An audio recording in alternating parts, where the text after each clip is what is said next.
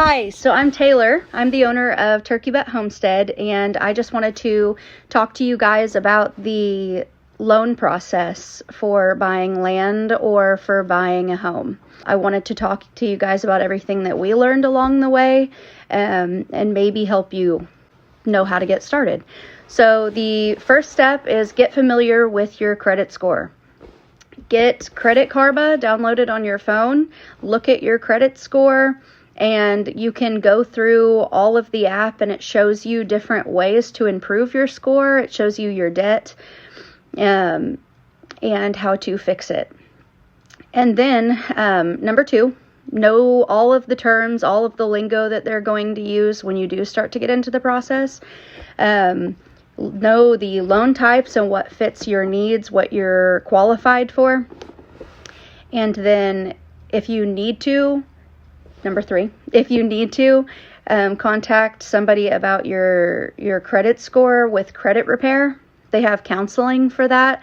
It is not impossible and it doesn't take forever. Sometimes it's just simple little fixes that can take a couple of weeks to get you started.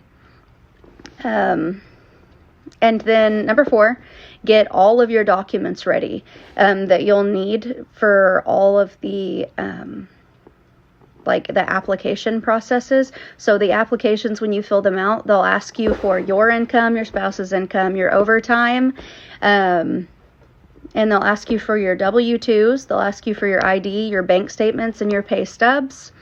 So make sure that you have all of that stuff screenshotted on your phone so that all you have to do is just send it over on the app or an email. They're all different. And then number 5, this is the most important rule. Do not take out any credit along the entire process, because if you take out any credit on a boat, a car, student loans, credit card, any of that, if you take any of that debt out or take out any of those loans, it affects your debt to income ratio, which means your loan amount, what you're allowed to take out, changes, or it makes it so that you can't get the funding at all, because some banks won't take you if you do something like that in the process. They'll just kick you out and then you'll have to do it all over again. And then number 6, prepare your mind.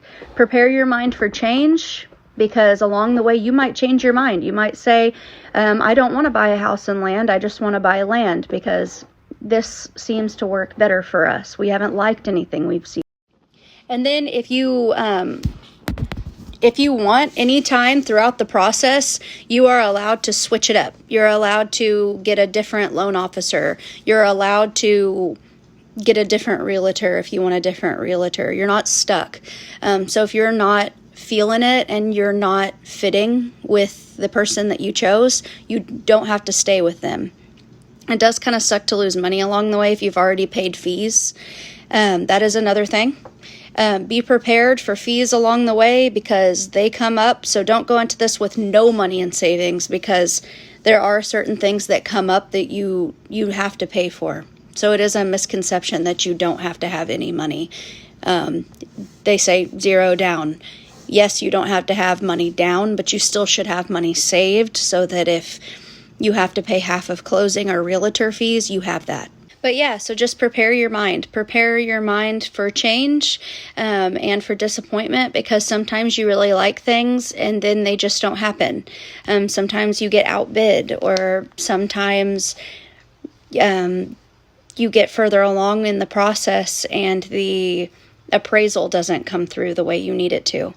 If you liked this and if it was helpful, feel free to follow for more. I'll be posting more of these throughout the next couple of weeks about the entire process up until where we are now. All right, see you next time.